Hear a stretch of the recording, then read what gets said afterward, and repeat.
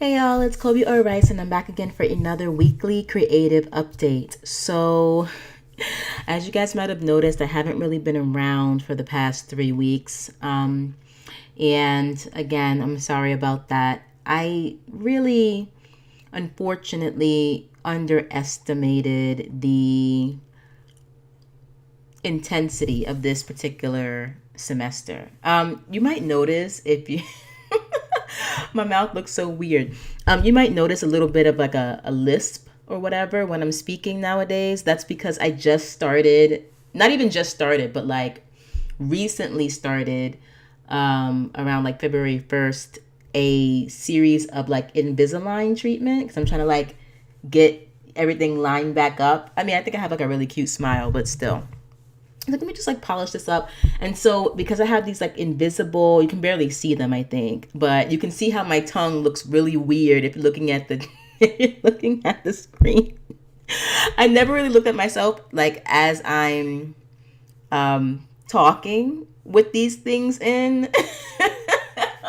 It looks so weird.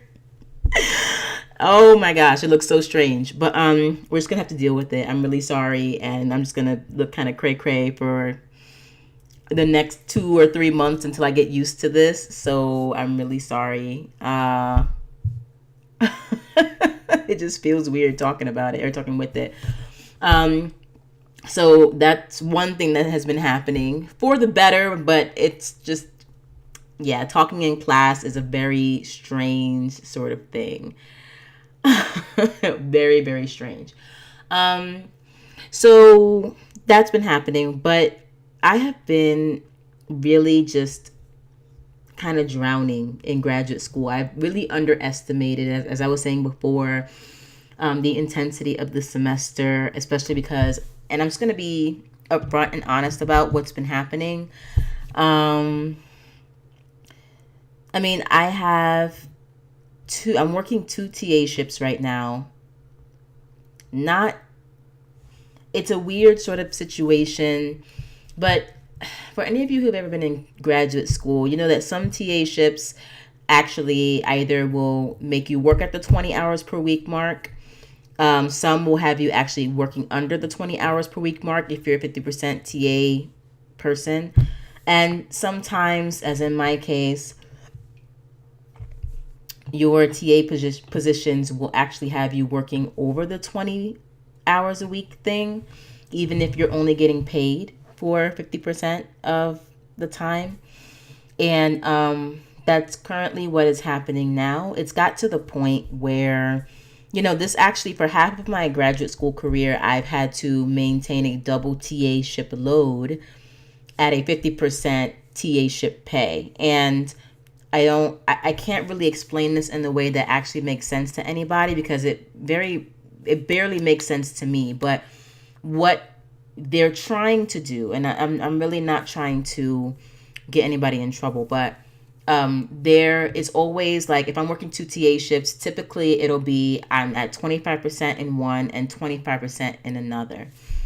And usually one of those TA shifts, I'm not going to tell you which one, every single year that I've worked this particular TA ship, I've had, at the beginning it was like 150 students. Now I have 200 students.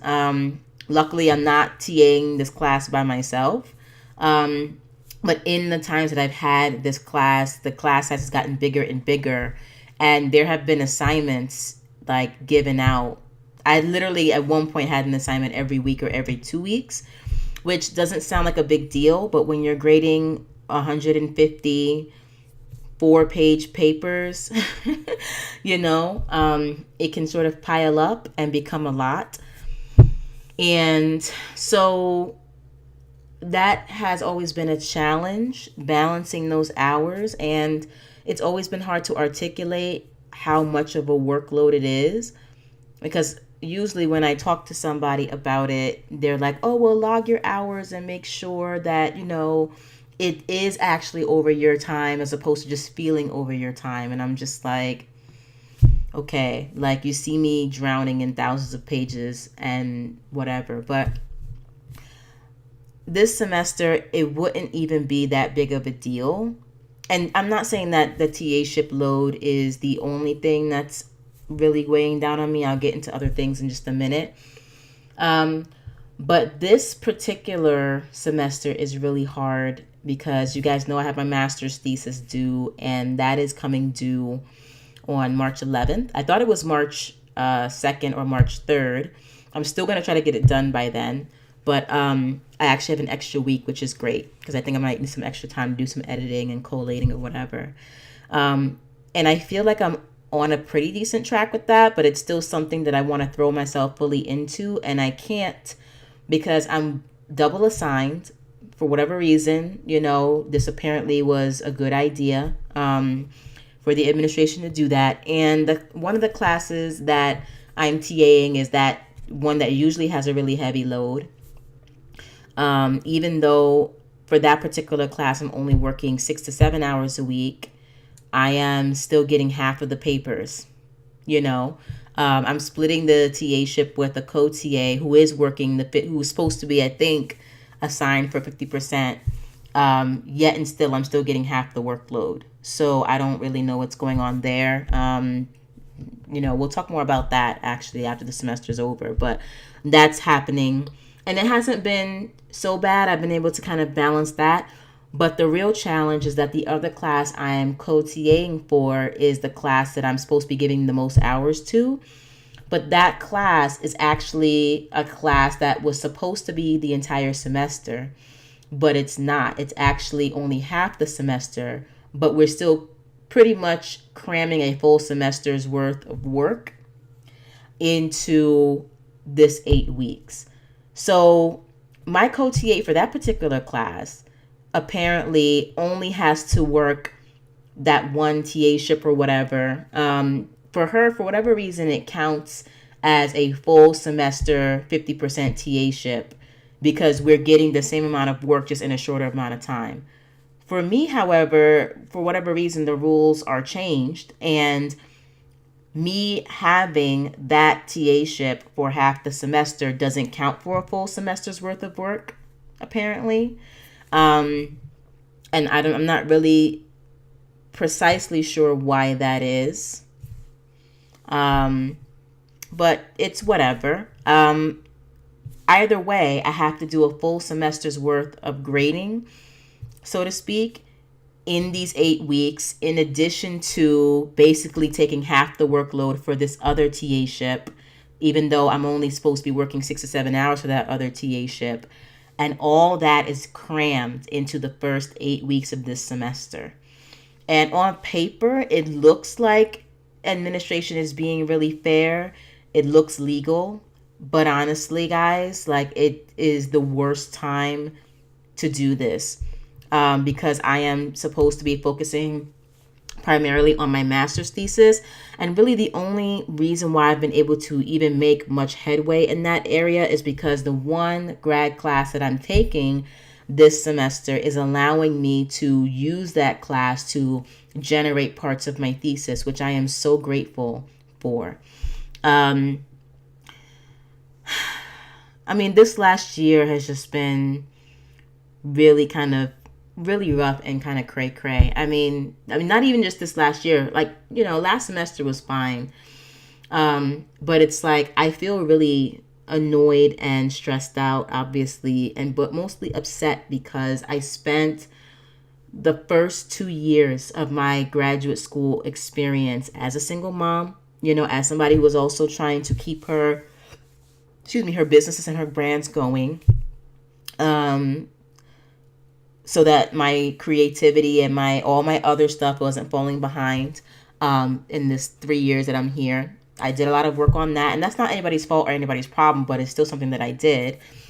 Worked my TA-ships, did my very best to deliver. And in my opinion, as much as and I'm not trying to hate on my other colleagues or cohorts, but the grading for me, the TAing for me has been way more in terms of a workload. And again, I'm trying to stay away from the more toxic reasons as to why I think that is. And I'm trying to just focus on the positive, but it's really starting to get to me. But I did that. I front loaded my coursework, meaning I usually loaded up my semesters with like a lot of classes. So I would do my required courses and my electives ahead of the time that I needed to do them. I did all this on purpose so that I could have this final year just to breathe, to focus on my thesis, to focus on my businesses and my creativity, and also to prepare myself for my transition. As you guys know, it's really just me out here, me and my daughter, which makes things harder as a single parent. And I have to do a lot of the work of parenting and adulting essentially by myself. I mean, she'll go to her dad's for 50% of the time, which is fine. But like in terms of just, that doesn't mean that my work as a mom or as like a parent lessens. I still carry in many ways a two parent workload because I still have to clean my house or get it cleaned. But recently I've been able to like actually like just do more of that myself. I still have to cook. I still have to like get the laundry done. I still have to do doctor's appointments, and I still do her amazing, awesome school events, which I love to do. But like, it's helpful, that I have every other weekend, but it doesn't mean that I don't have to do the same amount of work that most two-parent households have to do by myself. So I really did what I could to like prepare for this year, only to experience a semester where I'm really feeling like I'm getting screwed over. Like I feel like somebody looked at my schedule and was like, Colby, apparently has a freer schedule, so let's load everything onto her, as though, professors are not getting paid to do their own grading. This like, and I'm trying not to be so angry about it and so upset about it, but it's like the way that this is happening makes me feel like, do professors want to teach and grade papers? I mean, like, I don't know. Like, I don't have a problem, and this is the thing where I feel like people are going to jump up my ass. I don't have a problem doing the work that I have to do. Like, I don't have a problem TAing and like grading, and like that's not an issue for me. But when I'm getting crushed by my workload and the other things that are actually important and integral and central to my degree are getting lost, and I'm doing nothing but working from sun up to sundown, like literally from 5:30 in the morning, a lot of times 4:30 in the morning, all the way until 7:30 at night. And this is whether I have my child or not. Using my weekends, all this, and I'm trying to get all this stuff done, and I'm just kind of like, my focus or my degree is going to be an MFA in dramaturgy. It's not going to be an MFA in grading or politics or bureaucracy or whatever. And I guess I'm just feeling a little frustrated. So I don't want you guys to take this as though I'm having like, a complete and total negative experience. I'm just not really in a good sort of happy-minded place right now. And I've been doing some work on just trying to like recenter my gratitudes and everything like that. But I'm just feeling like this general sense of malaise and stress over my experience right now. And I'm just concerned because I want to do a really great job on my master's thesis. And I feel like I've done the work to pave the way for me to focus as closely on my thesis and on my stuff as possible. And I don't feel like I'm really being assisted right now with what is happening, with how my schedule has worked out with everything. On top of that, since I hate like just dumping, but like this is a big reason why I've just been like away, because I haven't been able to find a way to articulate these things without feeling like trash. But you guys know that maybe you don't know, I don't know, but I did defend my master's report on January 29th on Tuesday, and I passed, so that's great. The actual defense, that's something I'll have to talk to you guys about, like after I graduate, rather after I get my thesis approved. But the defense, it was going great, and then it wasn't going great, for a variety of reasons that I will explain later. And also, when I start doing like my massive roundup of like the past 3 years of being in the MFA program, like I want to give a very balanced perspective. I want to talk about the good, the bad, the ugly, and the pretty. And if I talk about my defense in context with everything else that I'm going through right now, this podcast is going to go all the way left, not in a good way. So hold on for that. There are good things about it and not so good things about it. But needless to say, how the defense went, even though I passed, does not make me feel very centered and very confident and comfortable in what is coming for me in my master's thesis defense. So I have to admit I have a little bit of anxiety around that, and all these things are contributing to a general sense of discontent and disappointment and, frankly, anger, and to a certain extent depression over not just the semester but over my thesis, because, and that's another thing that I will talk to you guys about whether or not it's a good idea to bring a passion project into academia. I'm starting to realize that it's not. It's great for putting deadlines on that passion project, but in terms of how it has changed, how I'm approaching this project, I'm not liking that. And these particular restrictions and these changes are partially self-imposed. I'm not going to lie about that. But they're also partially due to the ethos that I feel in the department in terms of what is considered valuable work. And it's also due to what I know goes on behind closed doors in a defense now that I've gone through one. And I really regret putting my creative soul in that position to be scrutinized and critiqued and judged in that particular setting in that way. And it's really not doing me any favors in terms of how free I feel and how empowered I feel as an artist to take Shakespeare's tetralogy, his Roman history play tetralogy, and turn that into something that is uniquely just amazing, that's mine, that I love. And I just regret, to a certain degree, not completely, but to a certain degree, I regret taking that project and, putting it under the microscope of academia. And I'm not saying that like my committee or anybody's going to be overtly cruel or anything like that.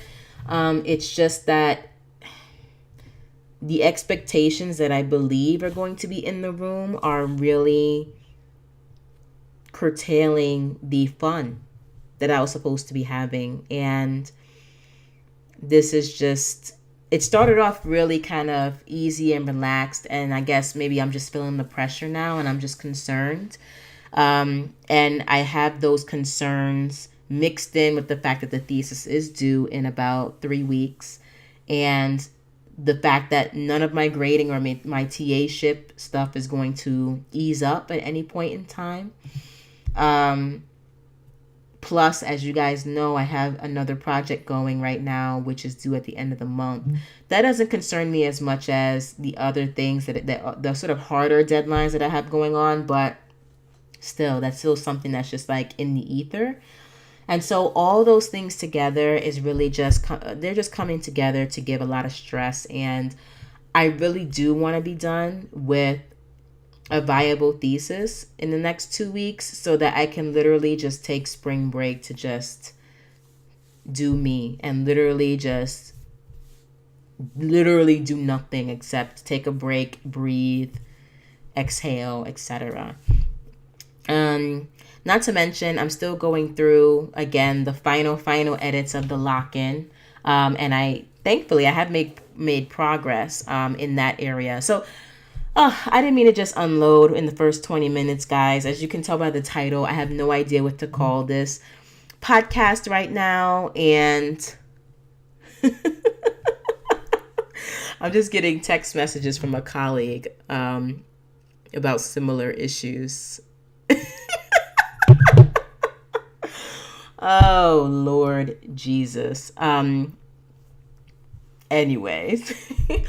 What was I saying? Guys, I'm so sorry. I lost track of what I was saying. But yeah, I'm sorry to unload. I'm just trying to be honest and be real. I haven't titled the podcast quite yet. I hopefully by the end of this recording, I will have a better podcast title. But right now, the title is literally, is there even a title for this? Like, that is just what I'm feeling right now. But let's get back more into like the positive zone, now that I sort of got that off my chest. I'm so sorry. All right. So I did talk about graduate school. As I mentioned to you guys, most of my time for the past 3 weeks has been literally just drowning in grading. And that's just what it's been. I told you I successfully defended my master's report. Here's a big thing. Actually, before I get to the big thing, let me get to the smaller thing. I have been doing a lot of really great creative writing and playwriting exercises in my mentor's class, which has been great. It's been like the one positive outlet that I've had this semester, aside from the project of my master's thesis, which is positive, but again, it's nerve-wracking, right? So we've been reading a lot of wonderful adaptations. We've read three or four so far, one of which I can't tell you about, but we just finished Father Comes Home from the War, which is you guys know from last semester, I definitely did like a really deep dive on that, and it was an amazing play. Was and is an amazing play. And you guys know that, usually I'm more excited about the ideas that I have around the project when it comes to theater and dramaturgy than I am with the actual delving into that project that I do sometimes. And with that particular play, and it's not that play at all, it's just like the weirdness that is me. But with that play, there's so much there, just so much to get into as a dramaturg. And I just went crazy. I went deep on that. And I produced, as you guys know, an experimental sort of protocol and case book for that particular play, which really came in handy when we were assigned the play to read last week. And I just really love Susan Laurie Parks and her work, and she really has become a lovely sort of chapter in this series of studies of adaptations. And so I'm just reading a lot of wonderful work this semester through that one class that I'm taking, and I'm really happy and grateful that I'm taking it, in addition to the fact that I'm able to get my master's thesis out every single week and have to come to the computer and make sure this pilot gets written every single week. Although I do need to go a little bit faster in terms of producing a fully fledged draft, honestly. And so I'm really happy about that. That's one thing that is like going well, although I am, and this is not the class's fault, but I've been, for the past couple of weeks, I've just been under this really weird cloud on the way to class, and it's not the class, it's just where I am. And so I'm trying to work through what's going on with me in a creative way, and just trying my best to be present. And I think it's just time to kind of like meet with minds that are similar to mine, let's put it that way. So I think I'm going to do that next week. Another big thing that obviously has been putting the sort of, putting the drab color into what has become a very challenging semester is that I found out, I think about 2 weeks ago, we all found out that my MFA program in generative dramaturgy at the University of Arizona will not be continuing. And the precise language used was that we are putting the program on an indefinite hold. Which to me, because I'm not a political idiot, but to me, that says we are canceling the program. And I'm not going to, they didn't go into any further reasons. The reasons at this point are that the primary reason that they're telling us is that it was difficult for them to recruit the next cohort. I have my own thoughts about why the program is ending, which again, that will come probably later, I would say mid-May, when I talk about my entire experience in this program. And at the end of the day, like, I am glad that I came here. There are many things that I wish I hadn't experienced that have really been a challenge and painful to me as an artist. And there are many things that I am so glad that I was here to experience, which have really strengthened me as an artist and as a analytical person, as a professional. And so, like I said, this is not going to, the whole summary of my graduate school experience is not going to be, a litany of complaints, nor will it be a litany of accolades. It will be a balance of accolades and giving props while also being honest about the challenges and, giving my perspective on my very personal experience. And if you listen, I started this podcast in November of 2016, which is basically a couple months after I got here. So if you've been listening, you pretty much have, to the podcast from then until now, you pretty much have an idea of what is coming in terms of my final sort of resolution, my final conclusions on the program. Yet and still, whether my experience is good, bad, or indifferent, the program is not continuing. And I, at first, received the news rather nonchalantly. Because my thought was that, okay, well, my primary thought was, is this going to affect the believability or even the viability of this degree that I've just worked so hard to get, right? That's one of the thoughts that I had. The fact that we opened the program and then after the first cohort, we closed the program. Like, what does that mean? What are the implications in terms of, like, not even really the school, but are people going to look at me sideways, at our cohort sideways, at the program, the department, the school sideways? I had all these questions that were, I think, really satisfactorily answered by my colleagues and my junior colleagues and my senior colleagues. And then I started to feel really sad about it, because no matter what kind of spin you put on it, it feels kind of like a failure. And and I'm not even putting this on the department, really, which is kind of crazy because it's like a collective responsibility, right? But I guess part of me feels really like it's a reflection on, like, my work ethic and a reflection on me.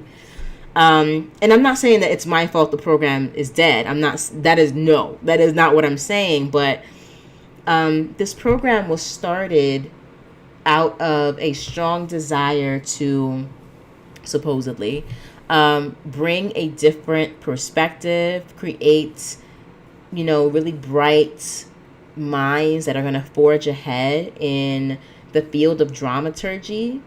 It was supposed to really, and it did, in my opinion, in many ways, really revolutionize our understanding of how dramaturgy happens. We got some really great experiences being development dramaturgs, production dramaturgs. I got to direct. I think I directed 6 individual shows of different calibers and different levels while I was here, spoken word. I got to direct like 2 full productions, or rather co-direct those productions. and so on and so forth.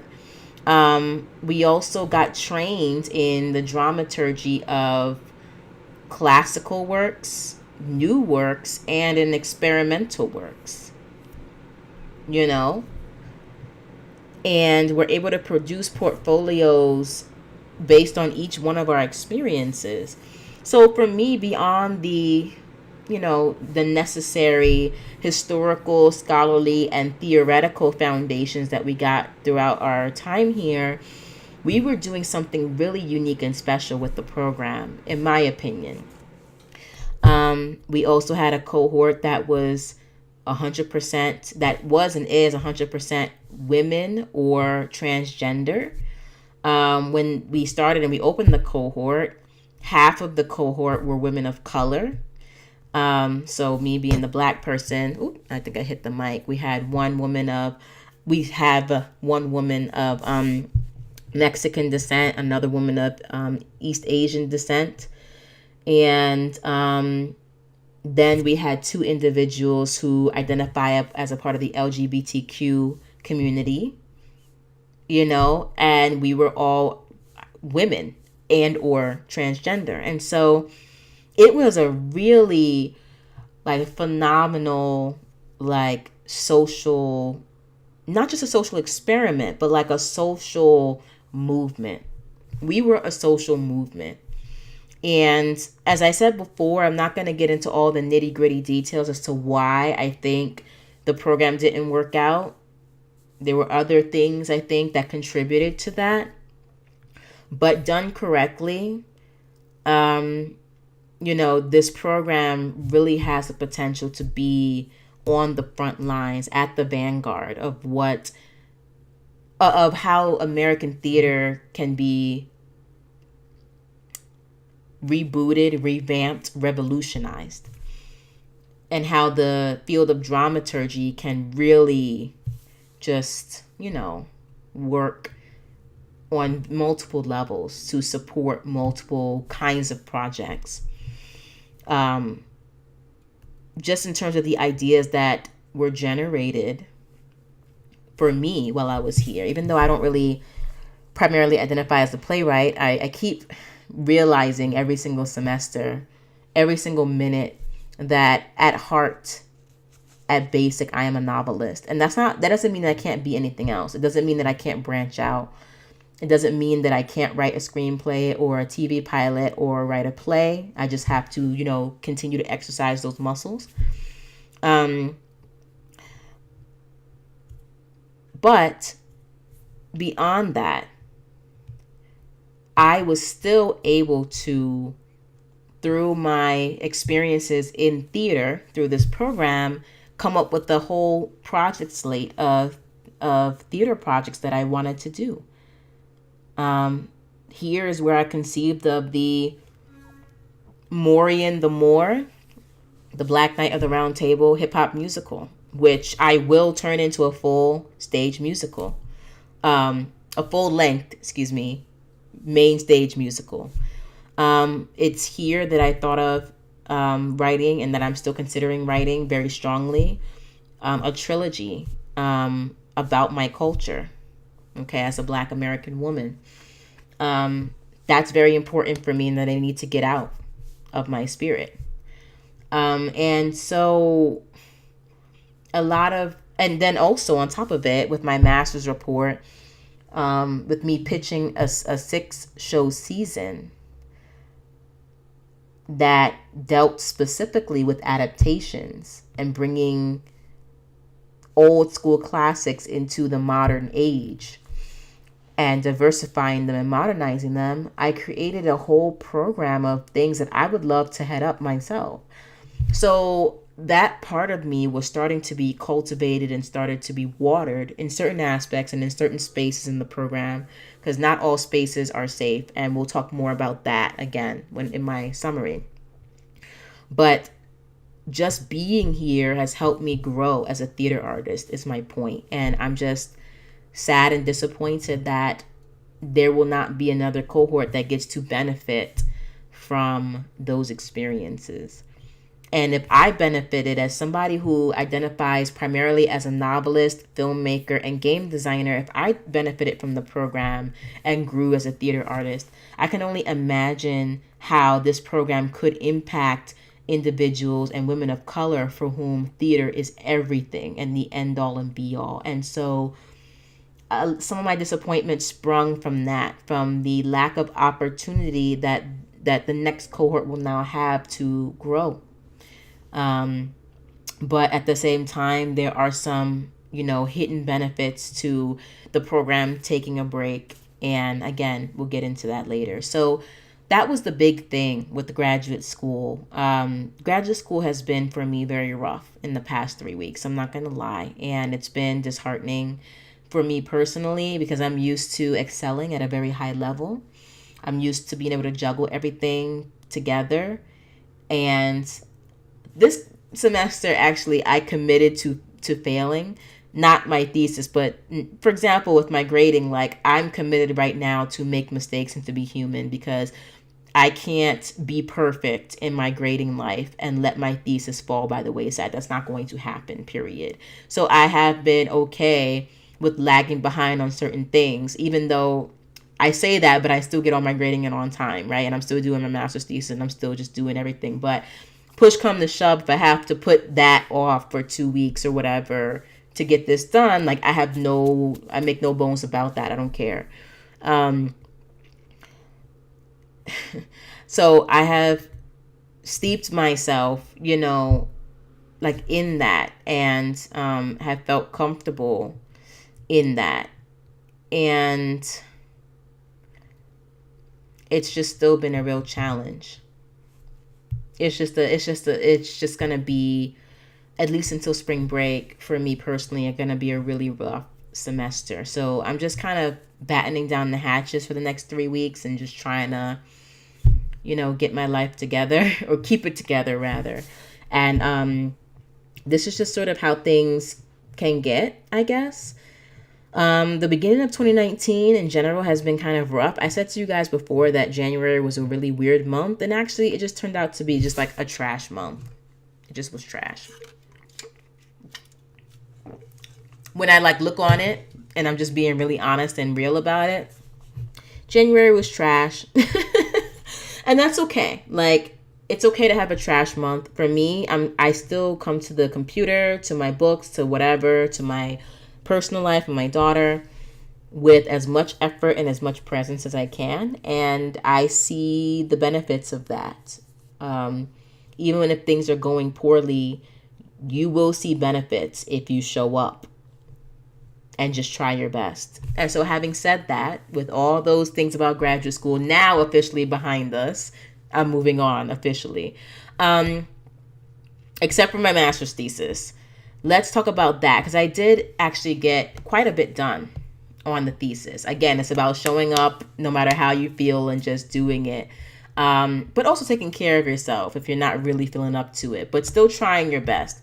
So my master's thesis is basically going to be submitted in 3 particular parts, 2 of which feel really related to each other, which is cool. The more conflation between those 2 parts, the better. But the first part is the actual pilot, which I am almost halfway through right now, which I'm excited. Let me be more accurate. I am over a third of the way through. By the end of the week, I'm trying to finish the pilot out this week. But if I don't, I'll be over half of the way through the pilot this week, and then I'll get through the other half next week. So that's fine. So I have to deliver the pilot, the TV Bible / production book, and then I have to deliver the dramaturgical protocol portion of the work. And so when I tell you guys what I did, I'm going to just approach it from that perspective. So for my pilot, I already have 21 pages for When in Rome. Even better though, and this was holding me up for a couple of weeks. I did a lot of plot planning and doing what I call plot anchors for all of my storylines and characters. Plot anchors are basically me going down all of the storylines and all the characters and figuring out where they are at the beginning of the episode and where they are at the end of the episode. Once I have the beginning and the ends worked out for pretty much all the elements that are going to go into my script, I then go on to the scene planning part of the pilot writing, where I'm figuring out, okay, if the Senate, for example, is feeling this way at the beginning, and then they're feeling that another way and doing something different at the end of the episode, what are the scenes between the beginning and the end, inclusive of the beginning and the end, that are going to take us from that point A to that point B? I write out literally a bulleted list of scenes that make sense, and I try to condense that list as much as possible, especially if that particular element or person is a minor character. They don't need that much screen time usually. They just need good scenes. And so I do the plot anchor process and then the scene planning process for each portion, for each element, for each character, and everything. So when I say elements too, I mean that there are characters, for example, like, I'm just going to, slight spoiler, but not, it shouldn't be that devastating of a spoiler. Obviously, I'm starting off with the Julius Caesar for the Julius Caesar saga for the first season of this series. And so obviously Julius Caesar is going to be a character, except it's going to be like an adapted Julius Caesar to a cyberpunk noir world, right? So I figure out, where is Julius Caesar at the beginning? Where is he at the end? What are the scenes in between? And he's a character. But for element, for example, I look at things that are important to the story, like the state of the city of Rome. Is Rome at peace at the beginning? Is it in turmoil? Is it on fire? Is it not on? What's going on with the city? Okay, what's happening? So that to me is an element of a pilot that I still need to plan out and have plot anchors for, because I treat everything as though it has an arc, because everything in my writing is a character, even the world. So if the world of Rome is at peace at the beginning of the episode and it's in chaos at the end of the episode, I need to know how it gets from peace to chaos. And I need to have little set pieces or slices of scene that show us throughout the script how Rome has changed, even if it's just an opening image and a closing image, So I've been working on, in addition to my pilot writing, the actual scene writing, I've been working on the plot planning, the scene planning, character design and character building, including the main characters and the minor characters, etc., etc., etc. Getting into characters and all that and world building. For the TV Bible and concept design for When in Rome, I did a lot of world building. I did a lot of character design and character building and arc building for the episode, and then thinking about what the character arc might be for the series for each character. For me, that's really important. In order for me to bring character alive, I need to know that part of it.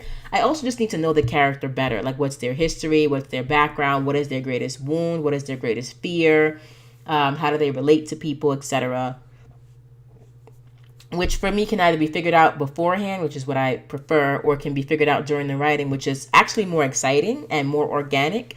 And I can do both, but I kind of like both to come together at some point.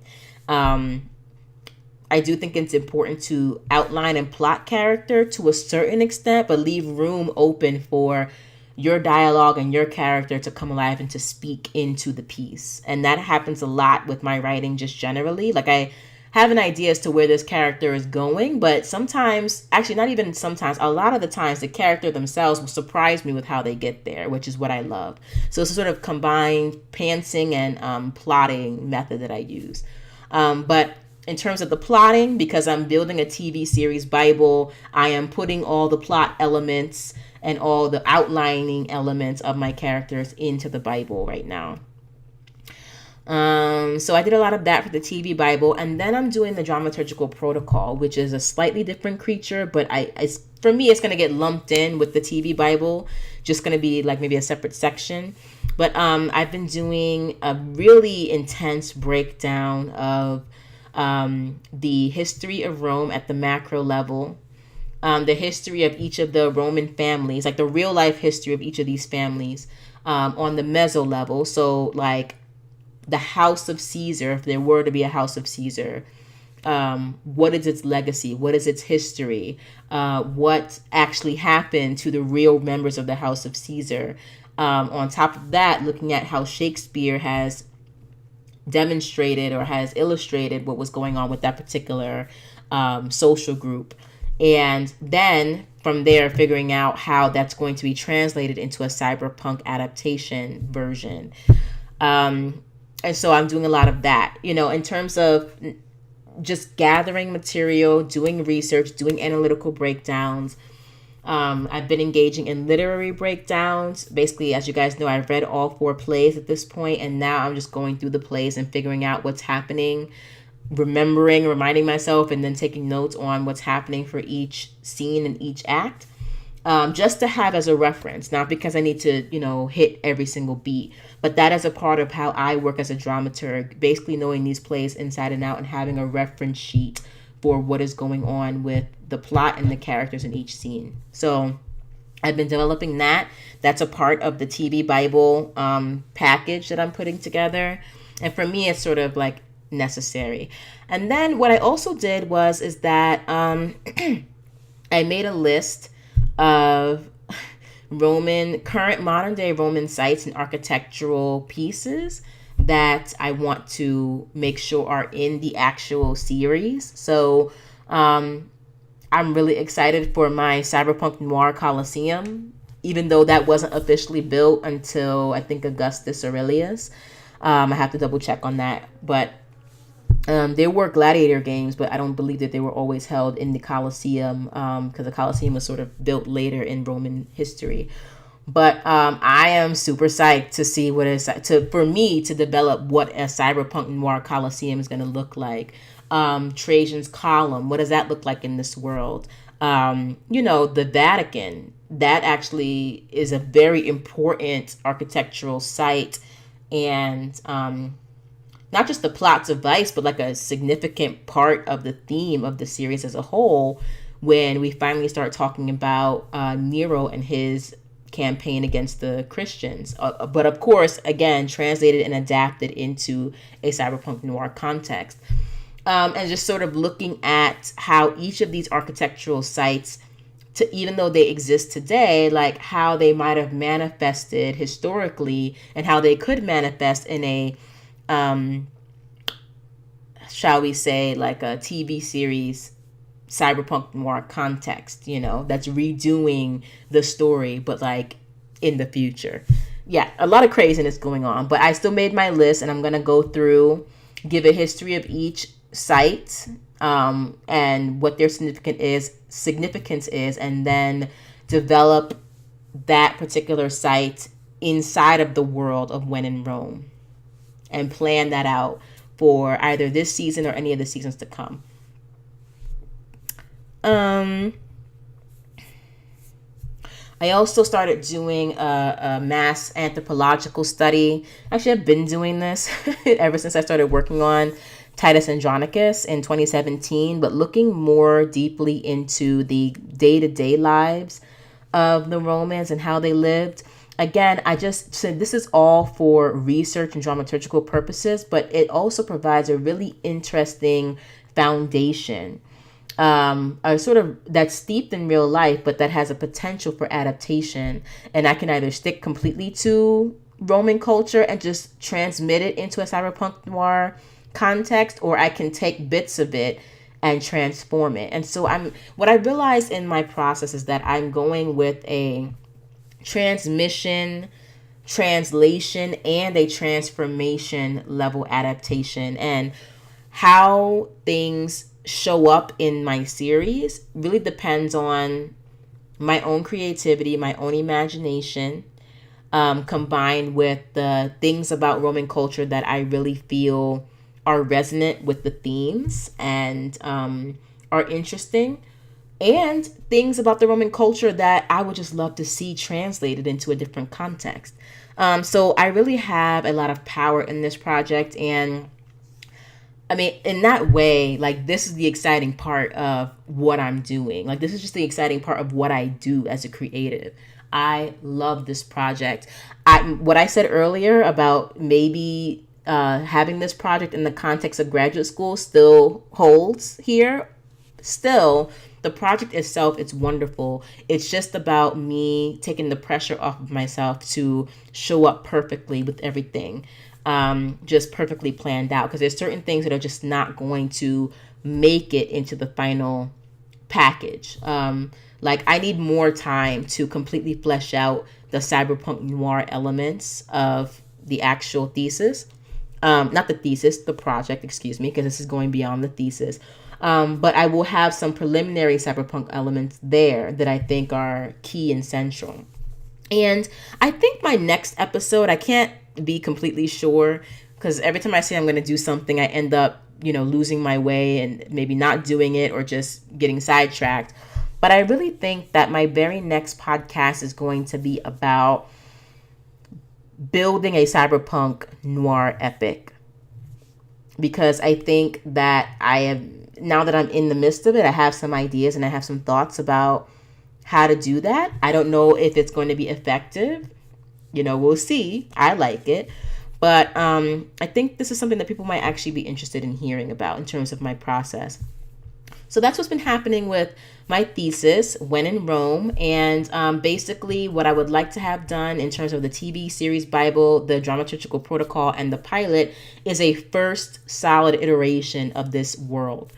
I'll probably have a really good, solid second iteration around August, and then I will probably actually write and publish the first episode of this series in October. And if I didn't tell you guys before, When in Rome, yes, is officially going to become a property of mine, okay? A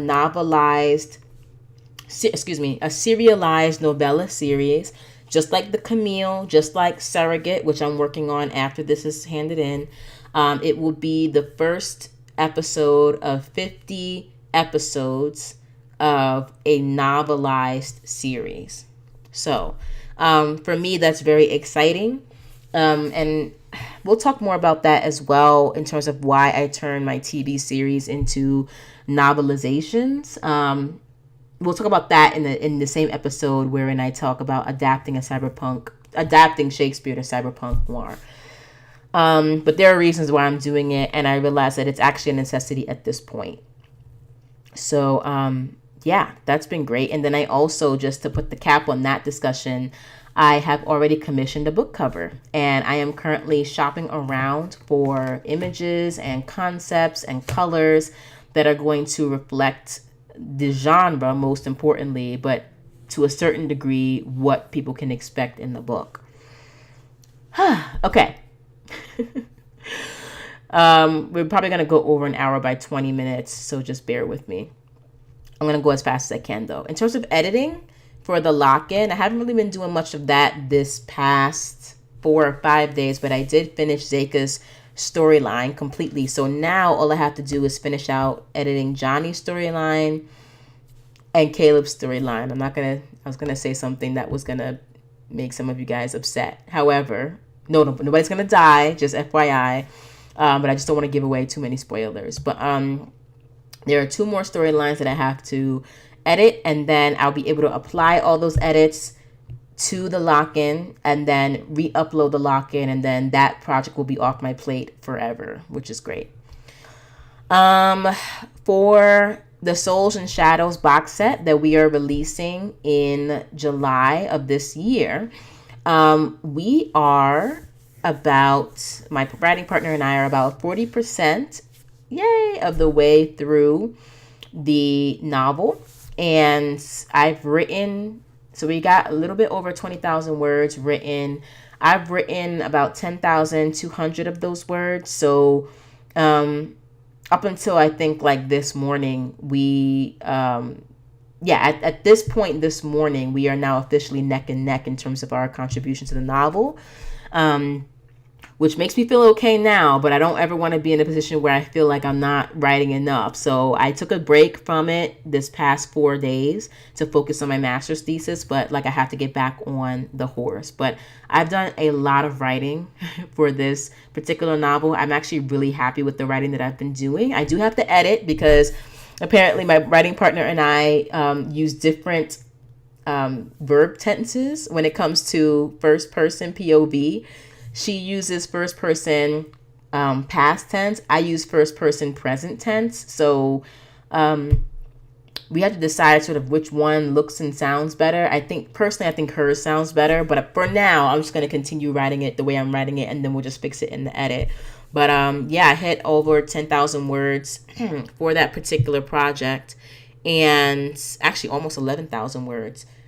And then, oh no, not 11,000, over 10,000. And then I actually, because I'm a psychopath, got about 700 words into a spin-off series of our novel, which is the actual novel that we're writing together is called Everdark. I am in charge of one particular character, and actually two characters, Samira and Aiken. And I'm really feeling what is going on there. And I'm thinking it'll be like an urban fantasy thriller with some dashes of like romance occasionally. But, you know, she has to play hard to get for a long time.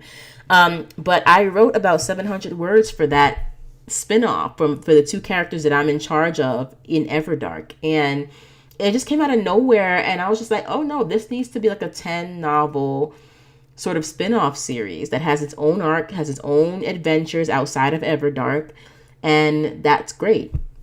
So my writing partner and I are also considering writing more novels in the Everdark series together in the future.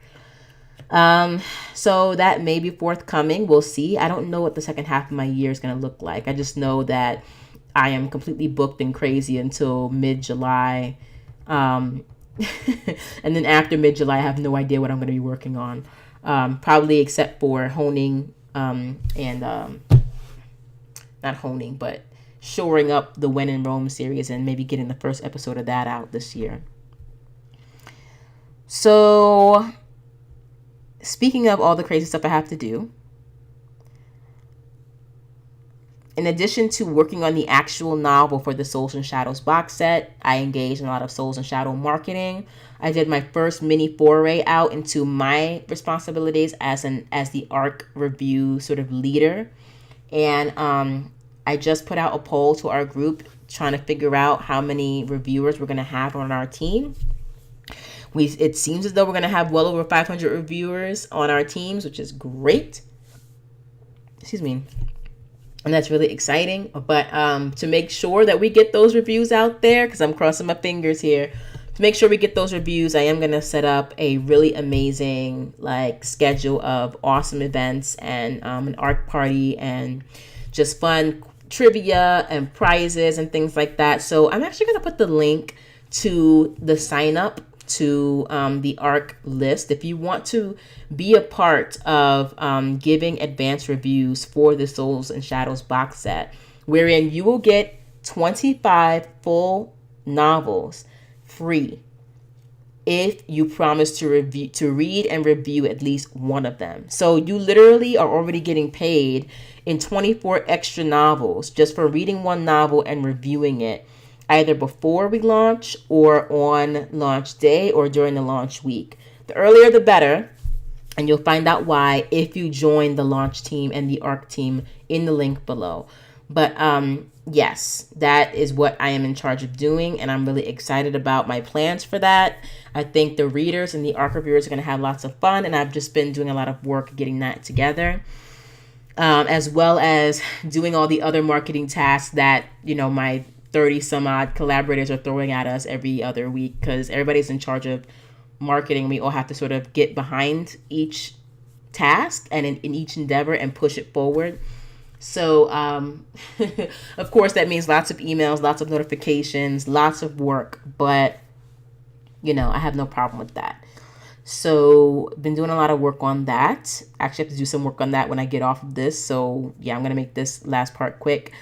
But in conclusion, the last thing that I worked on is that I did work on some plotting for the fourth book in the Books of Ezekiel series called Fraternity, which is going to be just off the chain. I already know what's going to happen. I already know where it's going, where it's starting, where it's ending, everything. It's going to be just off the damn chain.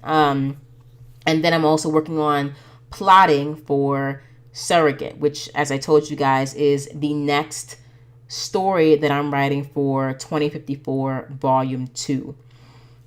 So just to recap, all the things that are on my schedule for now until July include finishing writing Everdark, which is a novel that we're putting into the Souls and Shadows box set, finishing up the TV pilot and the TV series Bible and the dramaturgical protocol for When in Rome, which is going to become a novel series, a serialized novella series rather.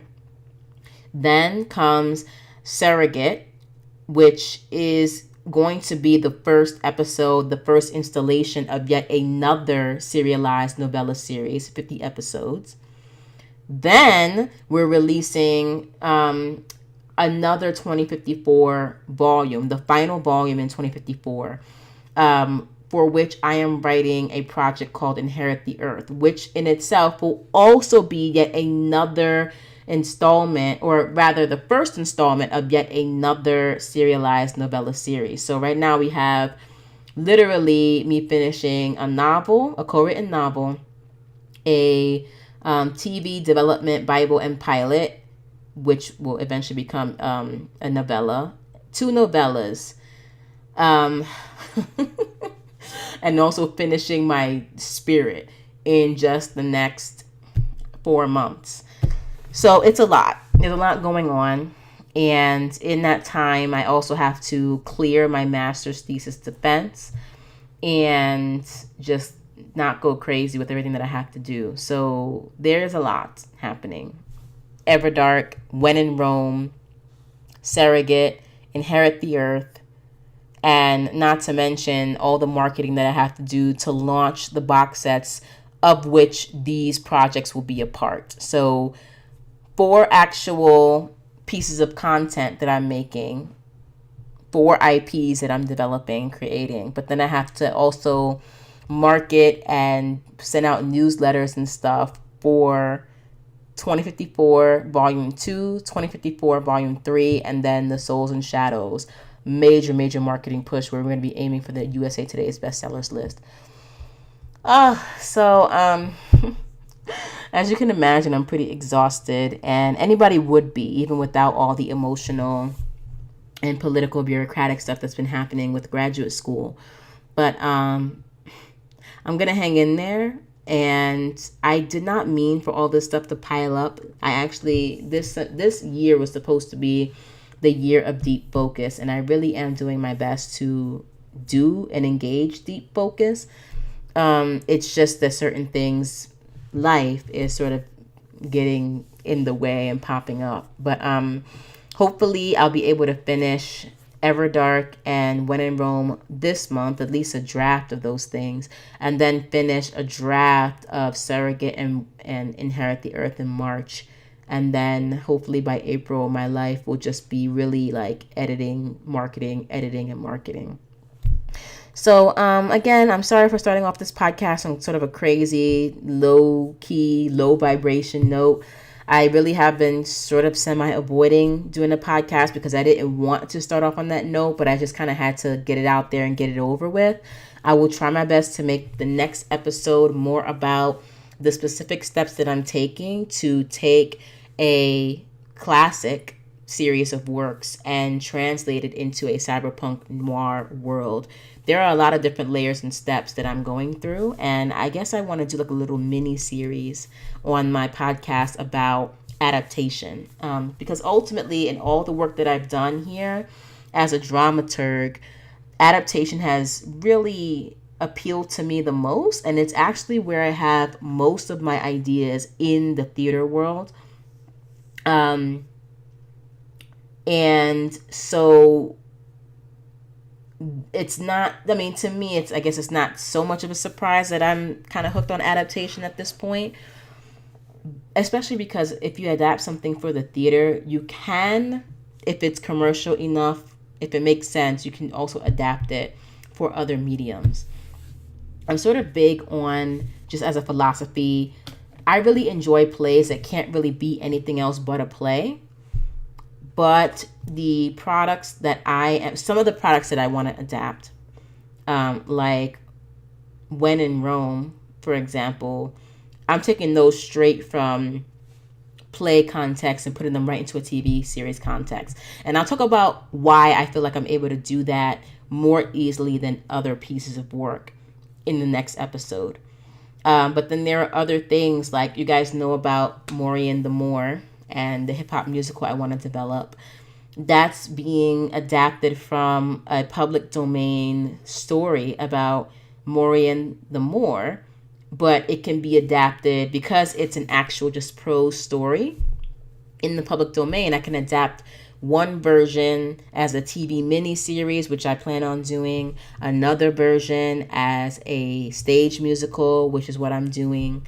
And a lot of the ideas I've had while in this program have been adaptation ideas. So I want to walk a little bit more firmly into that on the next episode and just talk about specifically adapting Shakespeare to a cyberpunk noir world. And then also what I think about writing just generally in the cyberpunk noir genre, which I want to get better at. And I think I've sort of reverse engineered some things in an interesting way. So having said that, booze, I will talk to you guys next week. Stay indie, stay badass, keep creating, and I will talk to you guys later. Mwah. Bye. And thanks for listening to my craziness, but stay badass and keep it indie. Okay, bye.